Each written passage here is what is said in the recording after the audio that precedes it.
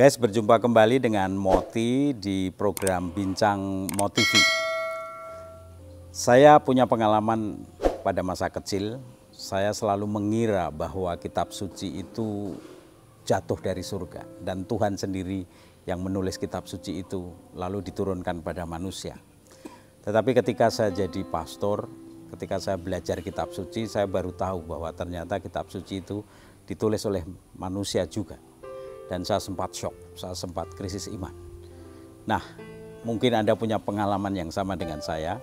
Kali ini bersama saya ada seorang yang pernah belajar kitab suci lama dan ini ahli kitab suci.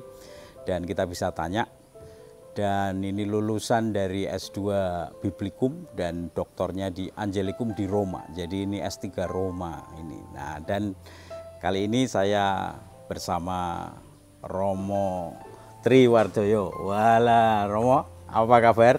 Baik Romo. Sehat-sehat ya Romo? Sehat. Ya.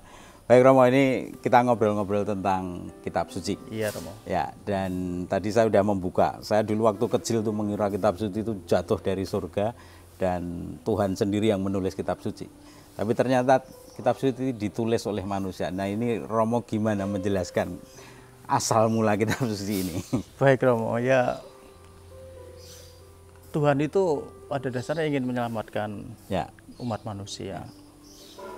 Tapi bagaimana caranya Tuhan itu menyelamatkan umat manusia? Tentu harus dengan cara manusiawi juga. Artinya memakai bahasa manusia.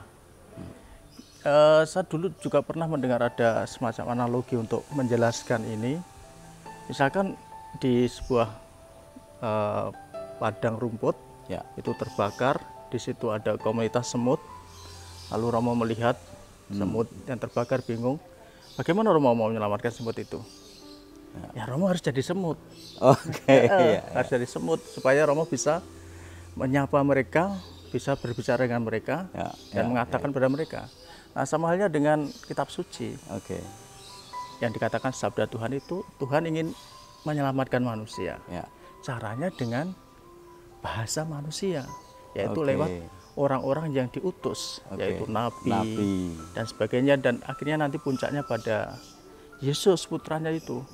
Nanti Yesuslah yang putra Allah mau menjelma jadi manusia. Sekali lagi supaya manusia itu mengerti.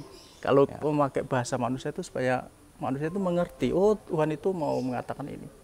Coba kalau memakai bahasa lain, Tuhan pasti, manusia pasti nggak tahu. Benar. Nah, ini Tuhan ingin punya kehendak kuat untuk menyelamatkan manusia, sehingga ya itu caranya dengan memakai bahasa manusia, dan kita sebagai orang Katolik yakin percaya puncaknya pada Yesus sendiri. Pada Yesus sendiri. Jadi yang menjadi manusia. Sabda yang menjadi daging itu. Jadi kitab suci itu bahasa Tuhan sendiri untuk menyelamatkan manusia karena cintanya. Nah Romo, kalau sekarang itu realitanya ditulis oleh manusia, lalu apakah kitab suci ini kehilangan kesuciannya? Lalu apa peran Tuhan di sini dalam kitab suci sebetulnya? Baik Romo Murti, jadi kitab suci itu bagi orang Katolik diyakini ditulis karena inspirasi Roh Kudus. Inspirasi Roh Kudus, artinya lewat orang-orang yang menulis kitab suci itu, Allah berkarya lewat orang-orang itu. Dan perlu diketahui di dalam kitab suci, terutama Perjanjian Lama, itu terdapat kata demikianlah sabda Tuhan. Sebanyak 3.800 kali itu muncul. 3.800 kali. Demikianlah sabda Tuhan. Ini mau mengatakan, mau menegaskan bahwa apa yang dikatakan, apa yang ditulis itu benar-benar sabda Tuhan, bukan sabda manusia. Seperti Rasul Paulus pernah merasa berbahagia karena jemaatnya itu menerima surat atau menerima apa yang dikatakan Rasul Paulus itu bukan sebagai kata-kata Rasul Paulus sendiri, tetapi sebagai benar-benar yang berasal dari Tuhan. Jadi soal kekudusan, kesucian dari kitab suci itu tidak perlu kita ragukan lagi. Dan juga dalam sejarahnya akhirnya ada yang namanya proses kanonisasi, yaitu bagaimana supaya atau kitab suci mana saja yang masuk dalam daftar resmi. Daftar resmi ya oleh gereja itu oleh ya. Gereja Katolik, Gereja Ortodok, Protestan, sebagainya. Ya, jadi kitab suci ini kita percaya bahwa Roh Kudus ikut bekerja, Tuhan bekerja melalui para penulis ini, dan para penulis ini mencoba menulis apa yang menjadi kehendak Tuhan atas cerita keselamatan ini dalam kitab suci ya. Romo, apakah boleh dikatakan kitab suci itu buku sastra? Dan ini produk dari budaya tertentu, kalau ini disebut sastra itu. Baik, betulnya mungkin bagi saya sendiri, saya merasa kurang tepat kalau kita katakan bahwa kitab suci ini adalah buku sastra. Meskipun di dalamnya kaya dengan nilai sastra. Karena kitab suci itu secara garis besar ditulis dalam bentuk dua bentuk, yaitu prosa dan puisi. Dan itu sangat kaya dengan sastra, tapi kok kurang tepat kalau dikatakan buku sastra. Memang juga ini produk budaya tertentu, yaitu Israel ya. Karena kitab suci yang kita punyai, yang kita miliki, ini adalah lahir dari umat Israel. Umat Israel itu. Jadi yang lebih tepat saya kira ialah kitab suci ini disebut sebagai buku iman. Buku iman. Buku iman umat yang menjadi pedoman, menjadi referensi. Kemudian juga buku ini direnungkan terus setiap hari, dimeditasikan sedemikian rupa, sehingga sungguh-sungguh menjadi pedoman bagi umat dan sungguh-sungguh menjadi buku iman, karena ini akan dipakai oleh umat beriman sebagai pegangannya. Itu. Jadi refleksi iman kita juga bisa terrefleksikan dalam kitab suci, dalam sabda Tuhan yang kita imani. Karena kalau dikatakan buku sastra nanti kehilangan kesuciannya, karena dianggap wah, apalagi di situ ada Kidung Agung, ceritanya isinya tidak ada Allahnya sama sekali. Gitu. Oke, menarik sekali, Romo. Kalau sejarah kitab suci itu sendiri bagaimana bisa menjadi buku setebal itulah? Tentu ada prosesnya dan itu panjang sekali. Dan sekali lagi kitab suci yang kita punya ialah kitab suci umat Israel. Karena itu kalau kita bicara tentang sejarahnya juga tidak lepas dari perjalanan sejarah umat Israel itu sendiri. Jadi kitab suci itu ditulis atau bicara tentang perjalanan umat Israel, bagaimana mereka mengalami Allah dalam hidup mereka. Kalau secara dokumen, kitab suci itu ditulis sekitar abad 14 tahun 1300 oleh Musa. Oleh Musa. Dan kemudian oleh nabi terakhir menurut kanon Yahudi, yaitu Nabi Maleakhi pada abad ke-5, sekitar tahun 450, 430 sebelum Masehi. Nah, itu kitab suci ditulis dan ada rentang 800 tahun antara Nabi Maleakhi dengan Nabi Musa. Nah, kemudian bagi orang Yahudi, dengan berakhirnya dengan Nabi Maleakhi ini, maka pewahyuan sudah selesai. Tapi bagi orang Katolik, pewahyuan masih berlanjut. Dan itu disaksikan di dalam buku-buku yang kita sebut Deuterokanonika. Yaitu seperti 1-2 Makabe itu yang ditulis sekitar tahun 300 sampai 200 sebelum Masehi. Kita masih berlanjut sampai zaman sesudah Yesus. Sudah zaman Yesus, para rasul yang mengalami Yesus secara langsung, mereka tidak langsung menulis. Mereka hanya menceritakan pengalaman-pengalaman mereka bersama Yesus, diceritakan. Kemudian tentu ada kebutuhan untuk menulis supaya generasi berikutnya itu tahu sejarah mereka. Dan jangan dikira Romo Murti bahwa kitab suci yang kita punya sekarang itu atau yang dahulu itu seperti yang kita punya sekarang ini, yaitu ada babnya, ada ayatnya. Enggak. Dalam dulu itu dia ditulis dalam bentuk di atas perkamen, yaitu kulit binatang. Dan apa namanya, Romo? Perkamen. Perkamen. Ya, Oke. karena mahal kan, maka tulisannya juga kadang-kadang tidak ada spasinya, tidak ada spasi, karena mahal.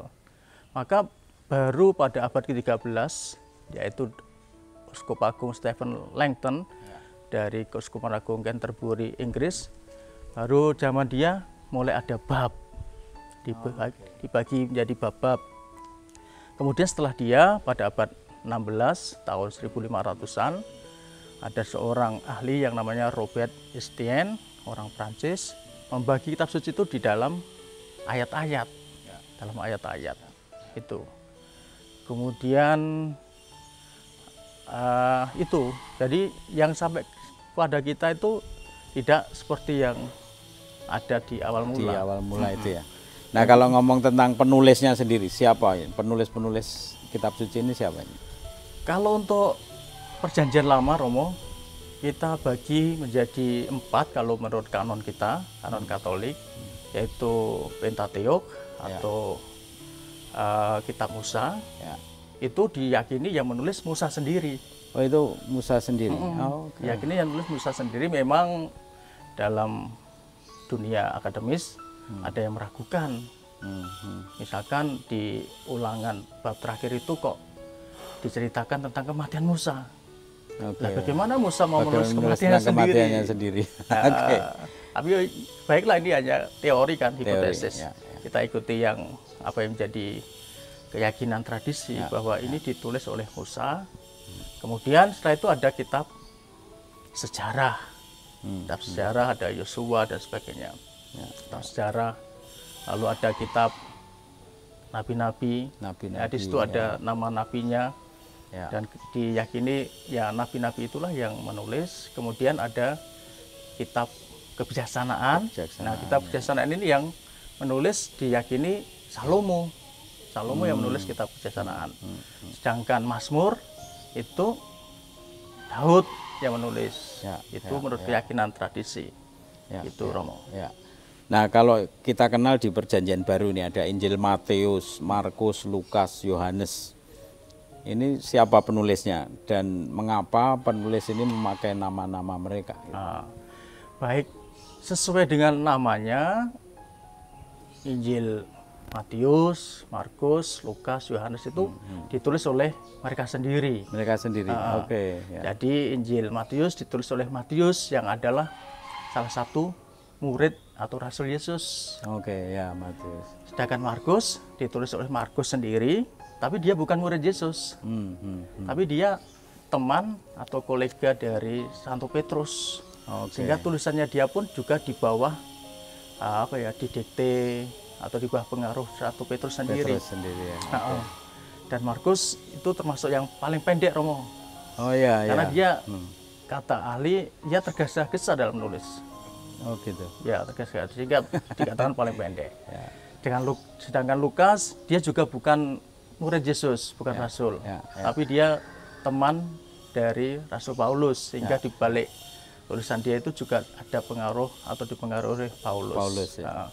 Lukas sendiri itu diyakini sebagai seorang jurnalis atau seorang tabib, dokter. Dia dokter Jurnalis. Lalu Yohanes itu Yohanes Rasul. Yohanes Rasul. 3 Injil ini, Matius, Markus, Lukas sering disebut sinoptik, lalu Yohanes ini tidak masuk. Sinoptik itu apa sih, Romo? Sinoptik itu bedanya dengan Yohanes dan tiga-tiganya ini? Baik, menarik sekali. Sinoptik itu artinya dilihat bersama, sin dan optik, dilihat bersama-sama, dan karena memiliki di antara ketiga Injil ini, Matius, Markus, Lukas memiliki kesamaan. Kesamaan. Memiliki kesamaan. Kalau Romo Murti baca, saya yakin Romo Murti pasti. Saya tidak terlalu rajin membaca. Ada kesamaan di antara mereka. Dan kemudian karena mereka punya sumber yang sama. Sumber yang sama. Sedangkan Yohanes memiliki sumber yang berbeda dan juga gaya yang berbeda. Karena itu Yohanes tidak dimasukkan dalam Injil sinoptik tadi Guys, saya tidak terlalu rajin membaca kitab suci, tetapi ngobrol dengan Romo Tri ini jadi bersemangat untuk membaca kitab suci. Tapi saya, tadi kaitannya dengan Injil sinoptik tadi, saya itu sering membanding-bandingkan, bukan membandingkan, tapi kalau saya cari di Matius selalu ada di Markus atau Lukas gitu ya. Kalau saya cari di Markus selalu ada di Matius, tapi ya paralelnya. Tetapi di Yohanes seringkali kita tidak menemukan itu karena Yohanes beda. Ya. Apa keunggulan Yohanes sebenarnya? Yohanes itu dari segi bahasa, Romo, Ya. sangat baik bahasa Yunaninya, sangat baik, dan bagi orang yang belajar kitab suci ini termasuk sulit, dan banyak memakai bahasa kiasan, bahasa simbol ya. Kegelapan, terang, ya. seperti itu. Jadi bisa dikatakan ini Injil mistis karena juga mau mengedepankan keilahian Yesus. Keilahian Yesus. Itu dari segi bahasa tadi Yohanes dibanding ketiga Injil yang lain sangat bagus bahasa. Oh ya, sebelum kelewatan saya tanya satu lagi, Romo. Tadi ini kan kisahnya itu dari kisah Israel gitu. Lalu kita ini orang Indonesia dan hidup di zaman ini. Itu bagaimana mentransfer iman yang ada di dalam kitab suci yang notabene dari culture Israel ke culture orang zaman sekarang. Bahkan tidak hanya Indonesia, pasti orang-orang dari manapun itu bagaimana iman itu kita refleksikan dalam kitab suci. Baik, Romo, saya kira yang namanya pengalaman manusia, termasuk apa yang dialami oleh Israel, penderitaan, pembuangan, lalu diselamatkan, itu adalah pengalaman semua orang. Semua orang, semua budaya memiliki pengalaman yang kurang lebih sama. Maka sebetulnya kalau kita sebagai orang Jawa, sebagai orang Indonesia, membaca kitab suci itu, ya kita belajar sesuatu dari pengalaman umat Israel ini, yang kurang lebih ya sama seperti yang kita alami. Penderitaan, lalu diselamatkan, ada sukacita, itu semua kan pengalaman umum. Jadi culture itu hanya backgroundnya, tapi sebetulnya pengalaman diselamatkan, pengalaman penderitaan dan pengalaman kebahagiaan itu adalah pengalaman umat manusia kebanyakan. Sehingga kita bisa selalu membaca kitab suci itu relevan dengan zaman kita masing-masing. Betul. Baik, Romo. Nah, sekarang ngomong soal perjanjian lama dan perjanjian baru itu apa bedanya? Itu apa itu perjanjian lama, perjanjian baru? Ya, baik, ini berlaku untuk khususnya Katolik, karena dalam yang namanya kitab suci orang Katolik itu ya dibagi atas perjanjian lama dan perjanjian baru. Kalau dibandingkan dengan kitab suci orang Yahudi, mereka hanya punya perjanjian lama saja yang disebut Tanakh, Torat, Nevi'im, dan Ketubim, yaitu kitab Musa, kitab para nabi, dan kitab puisi atau tulisan-tulisan lainnya. Sedangkan istilah perjanjian lama, perjanjian baru itu ada di kita. Kenapa begitu? Karena kita melihat, kita percaya bahwa apa yang dinubuatkan oleh para nabi dalam perjanjian lama itu dipenuhi atau puncaknya ada pada diri Yesus. Dan itu diceritakan dalam perjanjian baru. Sehingga dari segi isi sebetulnya perjanjian baru itu menubuatkan, menyiapkan kedatangan Mesias yang bagi kita percaya terpenuhi dalam diri Yesus yang diceritakan dalam perjanjian baru. Sehingga mengapa disebut perjanjian lama dan perjanjian baru? Karena sebetulnya kitab suci itu bisa kita baca dalam memakai kerangka perjanjian ini. Kitab suci itu secara garis besar berisi perjanjian antara Allah dan manusia yang kerap kali gagal. Dengan Abraham, Allah berjanji, lalu dengan Nabi Nuh, kemudian dengan Musa, Allah berjanji, tetapi manusia selalu mengingkari, selalu melanggar janji untuk setia pada Allah dengan menyembah Allah lain. Nah, perjanjian lama ini akhirnya digenapi, disempurnakan oleh Yesus. Karena itulah disebut perjanjian baru. Baik. Selanjutnya Romo ini konon katanya ahli soal Yehezkiel. Katanya siapa? Itu Yehezkiel itu siapa? Dan ini kitab apa sih sebetulnya Yehezkiel ini? Baik, Yehezkiel itu termasuk salah satu nabi besar kalau menurut tradisi Katolik. Dia seorang nabi yang hidup hampir bersama dengan Nabi Yeremia. Yehezkiel sendiri dia itu sebetulnya dia itu seorang imam, Oke. seorang imam yang mendapat panggilan ketika ada di pembuangan di Babylon, panggilan untuk menjadi seorang nabi. Ya, ya. Tuh. Jadi bagi saya, wah menarik ini mendalami Yeskiel, karena saya juga imam, dia imam, itu. Jadi lalu Yeskiel ini hidup di masa pembuangan. Pembuangan. Ya. Dan pada masa Yeskiel, kerajaan utara, karena Israel terbagi dari dua kerajaan kan, utara dan selatan. Terus. Utara sudah nggak ada, sudah hancur tahun 721 abad 8. Tinggallah kerajaan selatan, Yehuda, Yerusalem.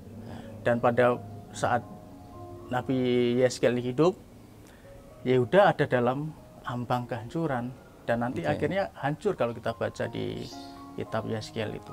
Nah, Yeskiel hidup dalam pembuangan dan memiliki tugas untuk menguatkan umat.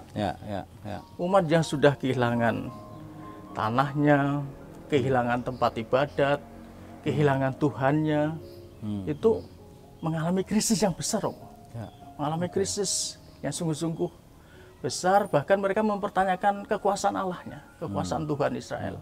Maka disinilah peranan para nabi, termasuk Nabi Yeskiel, yaitu untuk menguatkan umatnya dan juga meyakinkan mereka bahwa Tuhan mereka itu kuat.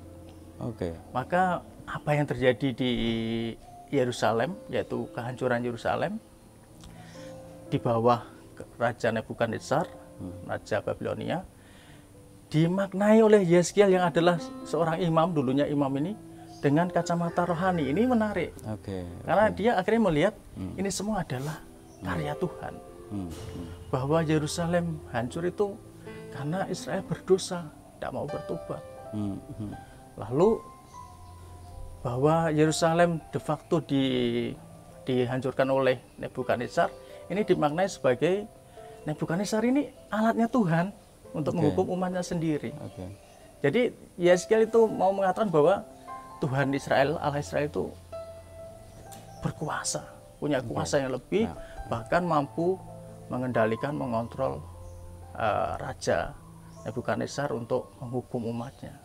Dan ini menariknya kitab Yeskiel, karena secara garis besar kitab Yeskiel dibagi menjadi dua bagian, yaitu bagian yang menceritakan tentang penghancuran bangsa-bangsa dan juga umat Israel sendiri, dan bagian kedua bab 33 sampai 48 itu bicara tentang restorasi, yaitu Allah yang memulihkan kembali umat yang hancur, yang dihukum tadi. Ini menarik sekali menjelaskan tentang Yeskiel. Ini sampai Romo kayak Yeskiel sendiri. Kayak sini Romo Yeskiel. Romo Tri ini sangat ahli soal kitab suci dan khususnya Yeskiel, dan maka cerita tentang kitab Yeskiel sangat menarik bagi kita.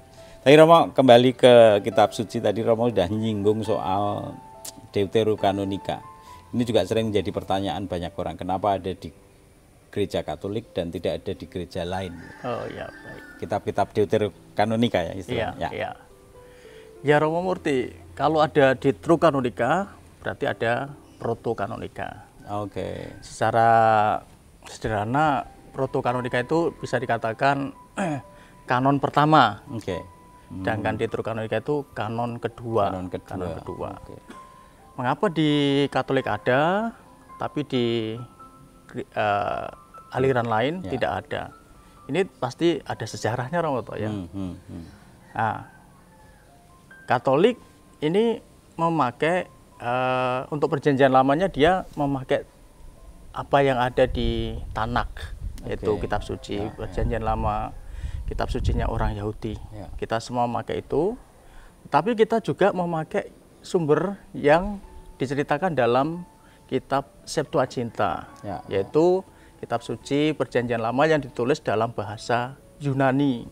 Yunani. Dalam bahasa Yunani.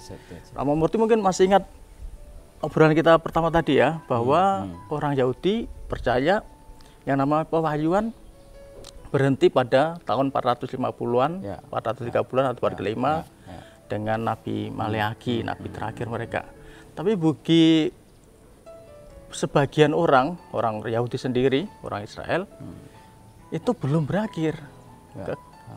Kisah mereka pewahyuan itu belum berakhir. Itu masih pada tahun 300, 200 ketika Alexander Agung atau ketika Yunani menguasai Israel, itu masih, karena di dalam kitab Deuterokanonikan nanti diceritakan perjuangan mereka bagaimana mempertahankan seperti penyembahan pada Allah yang Esa, Allah Israel. Maka di dalam Katolik ada ini Deuterokanonika, sedangkan di gereja lain ya Protestan, ya kita harus bilang Protestan, tidak ada. Karena pada zaman Reformasi Martin Luther mengedrop, apa istilahnya ngedrop ya, tahu ya drop ya, mengedrop kitab Deuterokanonikan dari kitab suci mereka, dan mempertahankan yang berasal dari Yahudi. Sehingga jumlah mereka itu perjanjian lamanya 39, sedangkan Katolik jumlah perjanjian lamanya 46, karena termasuk Deuterokanonika tadi yang Tobit, Yudit, termasuk 1-2 Makabe itu. Itu berkaitan dengan sejarah, itu. Apakah menjawab, Romo ya? Ya, saya kira ini menarik sekali karena kita lalu ngerti sejarahnya kenapa ada, kenapa tidak ada, dan itu sering ditanyakan umat. Nah, sekarang pertanyaan selanjutnya tentang membaca kitab suci di zaman ini. Nah, pertanyaannya gini. Sekarang ini di sekitar kita merebak sekolah-sekolah evangelisasi, sekolah kitab suci. Nah, ini tanggapan Romo gimana? Sekarang ini kan sekolah kitab suci itu bukan privilege kaum religius, monopoli kaum religius, tapi ternyata non religius pun sekarang aktif belajar membaca kitab suci. Komentar Romo gimana? Ya, Romo, saya tentu senang ya bahwa ada umat yang mulai getol mendalami kitab suci, karena kalau Romo alami sendiri, umat itu pertanyaannya macam-macam. Sehingga kalau ada sekolah semacam ini, ya ada wadahnya lah buat mereka untuk mendiskusikan apa yang menjadi pertanyaan mereka, menjadi persoalan mereka. Sekaligus ini menjadi tantangan bagi kita, para imam, supaya lebih rajin membaca, supaya belajar lagi. Belajar ya, itu tantangan bagi kita. Dan dari segi sejarah historis, sebetulnya kitab suci itu milik umat, milik rakyat, bukan milik imam, uskup, diakon, bukan. Milik umat, karena dalam sejarah kan kitab suci ini secara lisan diceritakan ke satu orang ke orang lain, dari satu generasi ke generasi lain.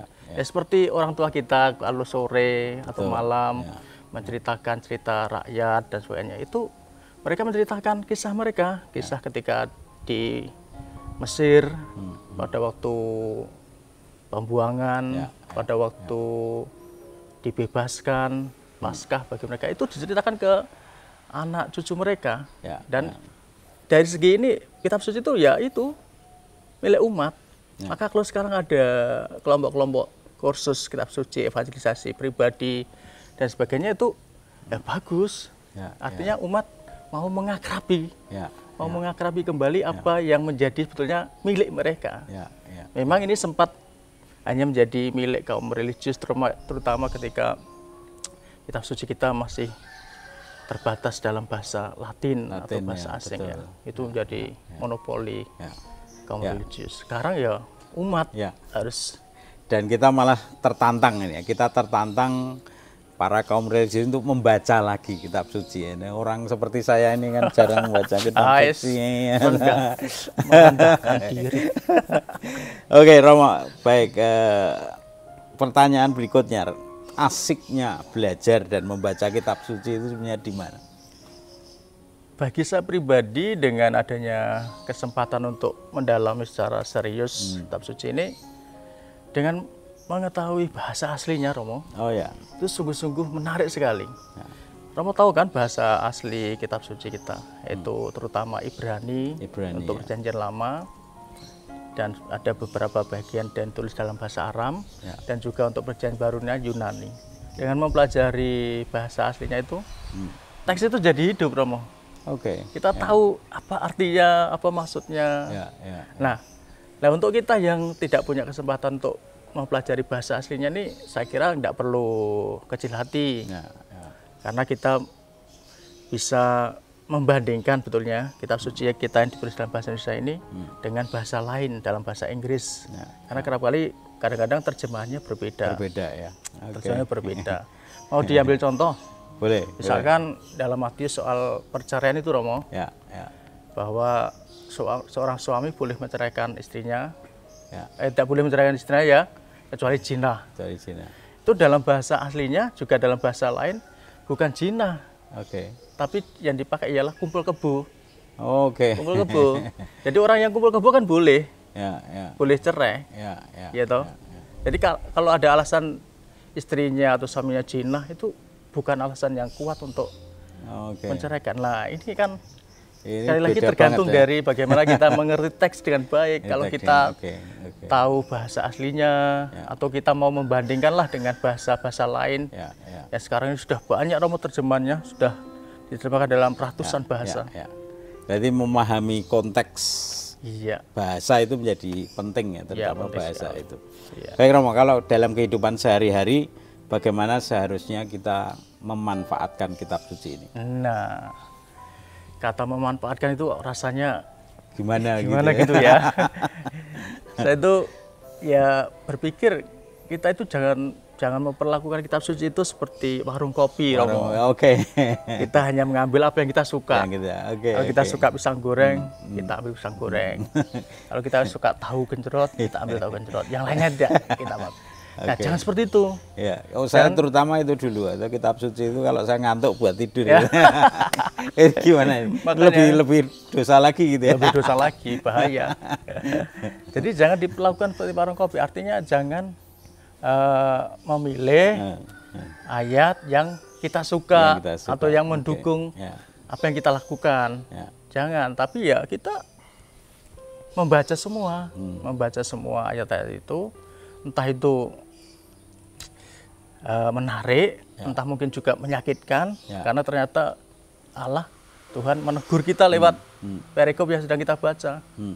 Nah mungkin karena kita tidak suka, tidak suka dengan apa yang dikatakan itu, kita pindah. Kita pindah ya. Nah, gitu ya. Kalau Romo lihat kitab suci umat itu banyak yang diwarnai Romo, di stabilo.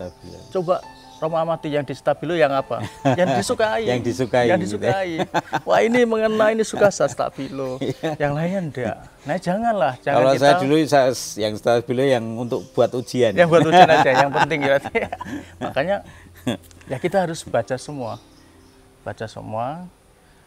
Kita jadikan sebagai dasar hidup kita. Sebagai dasar hidup kita, artinya hidup kita harus berdasarkan sabda Allah. Bukan sabda Allah kita jadikan sebagai pembenaran hidup kita, yang mungkin hidup kita tidak benar, keliru, membenci atau memusuhi orang lain.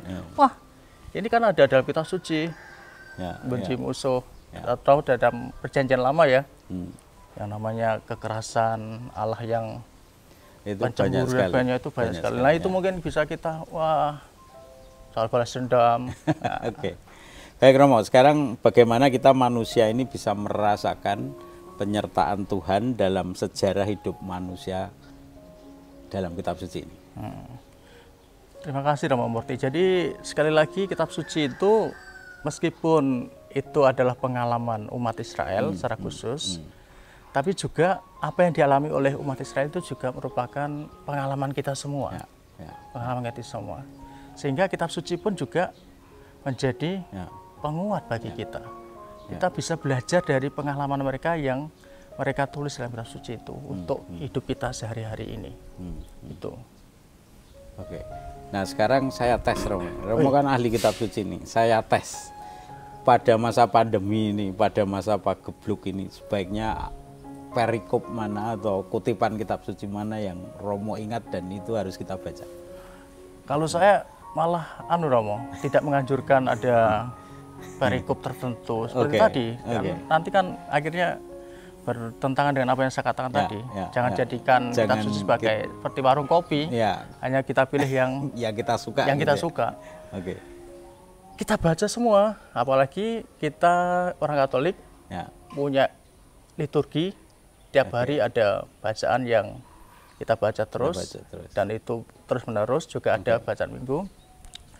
Kalau saya lihat, saya renungkan bacaan-bacaan harian itu sungguh-sungguh sangat relevan dengan pengalaman kita, pengalaman menghadapi pandemi. Apalagi kalau kita mau membaca kisah Keluaran, di mana di situ ada pandemi, pandemi.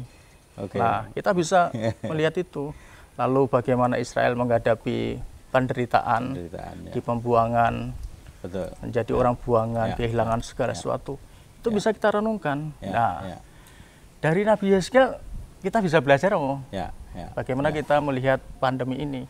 Kalau Yeskiel melihat kejatuhan Yerusalem itu sebagai kehendak Allah, sebagai bentuk kasih Allah yang menghendaki supaya umat Israel itu bertobat, maka saya juga bisa mau mengatakan bahwa peristiwa pandemi seperti COVID-19 ini juga merupakan ajakan bagi kita untuk bertobat, ajakan untuk bertobat.